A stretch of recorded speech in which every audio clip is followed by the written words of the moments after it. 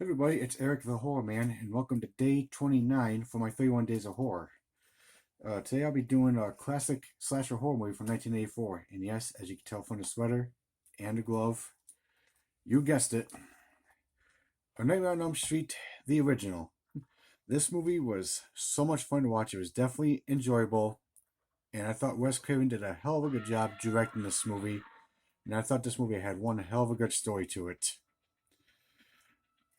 And I thought the music to the film was very intriguing, with that very recognizable tune with the piano. But this movie was just so much fun to watch. It was definitely enjoyable. This is definitely one of my favorite slasher horror movies of all time. The original is definitely my favorite one in the franchise. Part 7 is my second favorite. The remake is okay, but the first one, the original, is definitely better.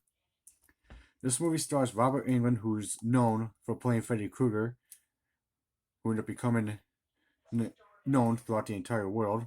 And the movie also stars Heather Langenkamp as Nancy.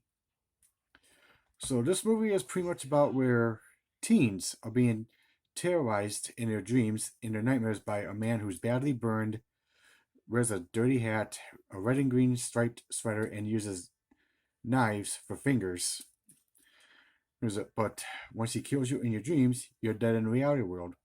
But pretty much, that's it.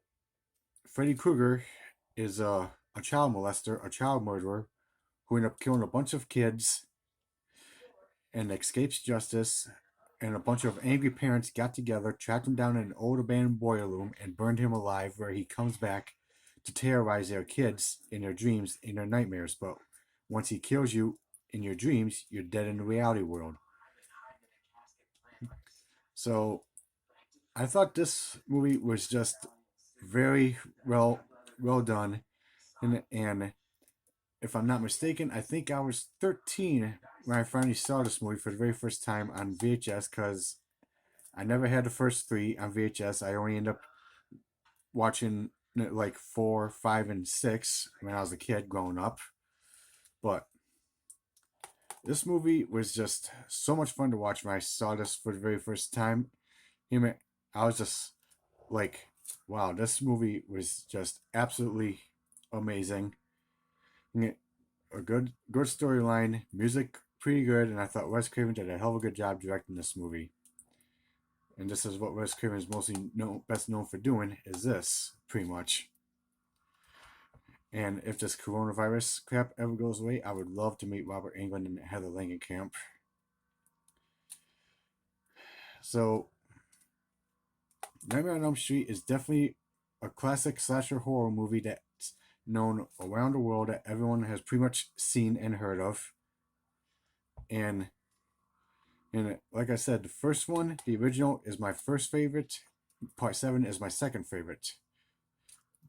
And with that being said, out of a possible 10, I would give this movie a 9.5 out of 10, because this movie was just so much fun to watch. I mean, it was just so much fun, and I thought Robert Englund did a hell of a good job playing Freddy Krueger, and I thought Heather Langenkamp did a very good job playing Nancy, and